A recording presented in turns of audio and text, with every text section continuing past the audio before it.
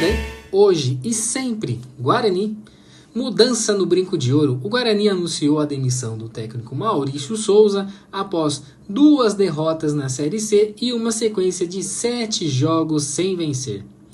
Também deixam o clube os auxiliares Ítalo Rezende, Vitor Cruz e Gustavo Scalesi.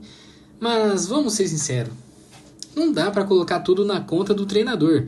O time foi mal montado, sem peças de reposição, sem padrão definido e com uma diretoria que demorou para reagir. E uma diretoria fraca, vergonhosa. Maurício teve erros? Teve, mas o contexto era fraco demais para o começo.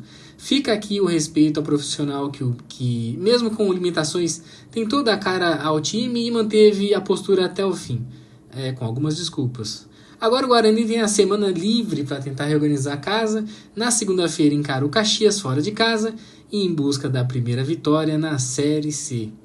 E a pergunta que fica é: será que dessa vez a diretoria vai acertar? Ou vamos continuar apostando errado? Eu tenho certeza que vai ser errado. A gente tem muita esperança com essa diretoria e essa diretoria é uma vergonha.